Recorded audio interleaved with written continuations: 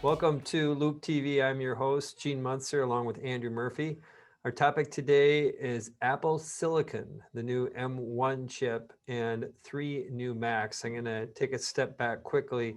Apple today held its third event of the season. This is unprecedented. Typically, it's one event. Sometimes it's been two. Now it's 3.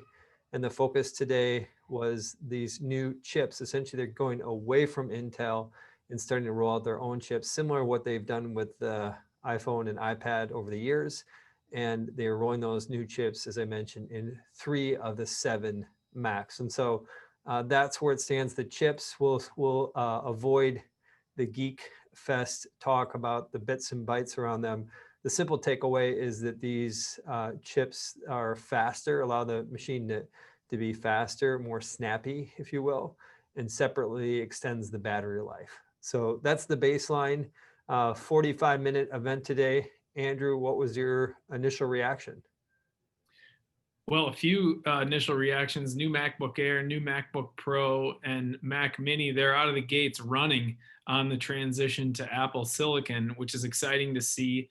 They can't delay that because people will delay purchases, knowing that a new version of the iMac, for example, is yet to come with Apple Silicon. So they've got to do that as quick as they can.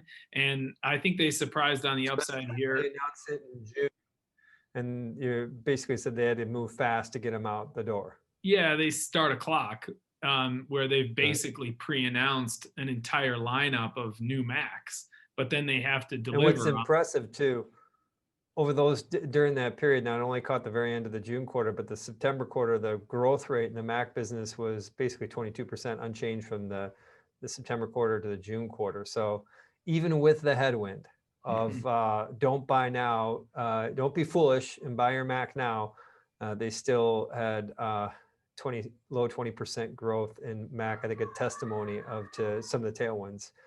Back to you, Andrew.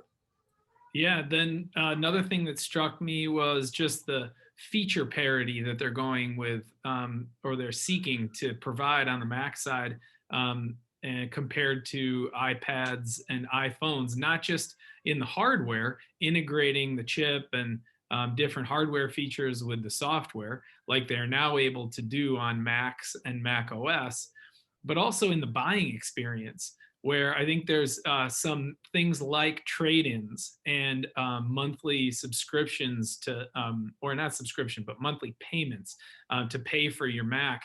You're finally getting feature parity on the buying experience, where they're bringing that Apple magic that constantly refines the buying experience to the Mac, which is exciting.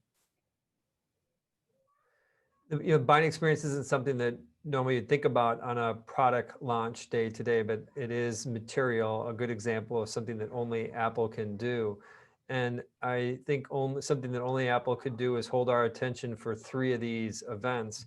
And under normal circumstances, if all these events were together, let's say in the iPhone September event, they announced 3 new Macs, we probably wouldn't have given it much thought, but here we are. They properly focused us on the Mac, 11% of revenue, and growing, as I said, more rapidly recently, but they focused it on there, and we've been able to kind of observe some of the details of what they're doing. What you said a minute ago, Andrew, was powerful, just about on the buying experience and making it easy.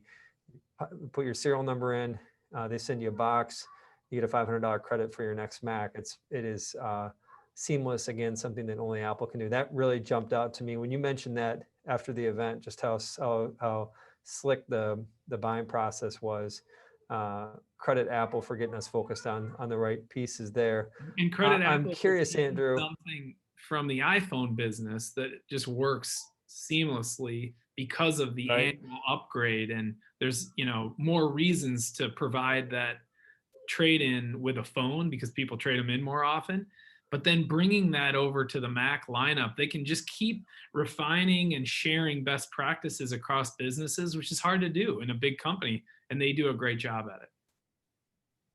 One question on the kind of the experience, if we will. They're pushing hard on this faster and better battery life. If I sat you down and had an M1 chip MacBook and a MacBook Pro without an M1 chip, do you think the average person is going to be able to feel the difference? I think they could feel the difference. They may not be able to describe why they feel that way, though. Um, when you open the lid of the computer, for example, uh, Apple Macs are already much faster than the competition, where they just light right up. And apparently, with these new Macs with Apple Silicon, when you open the lid, they're instant on. And I think people appreciate that. It delights people when they use a Mac, but they may not identify it as a reason why they love their Mac. If you compare Yep. that to a PC laptop, you're going to be sitting waiting, then you're going to get a login screen, then you're going to log in, then you're going to wait again for all the apps and extensions to load. It's a very different experience. Makes a ton of sense, and I can see this being one of those where at the end people just feel it's just a better product, and ultimately it is. It's a higher price point. And one other piece that was a surprise to us as we continue to focus on this today is just how much improvements, more value they've stuffed into the Macs over the past year without us even knowing, in terms of like increasing the storage and the memory, for example, keeping the price point unchanged. It still is a premium to a PC. The MacBook Air starts at $1,000, $999, and premium to a typical PC. Funny enough, that the Mac business has 8% global share of the desktop and mobile market. Long way to go. Throwback days to 2005 here, when Andrew, you and I were talking about the IDC worldwide market share. IDC worldwide market share and the halo effect. The ability for people to buy, and forgive me, an iPod and purchase a Mac, in this case, buy other Apple products, then purchase a Mac. But I think this is living strong today with the ability to port or use your iOS apps now on your Mac. If there's an app that you love, maybe the ESPN app or the Airbnb app, more than going to the website on your Mac, you can now use that iOS app on your Mac. Another example of the halo effect, living strong. 12% of revenue, 11% as we talked about. There's room for this to grow, and I envision we're not going to revert back to the average Mac revenue growth was just 3% over the last 9 years. It's been anemic, compares to 16%, which is the average iPhone growth over that period.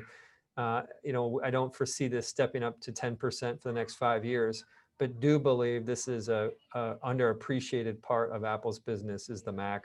We're going to leave it there with a quick thank you to Apple for bringing back the PC guy. For those who know that ad campaign from 2008, little 2009. Easter egg there at the end. I love that. Check it out. Warmed my heart. It's worthy.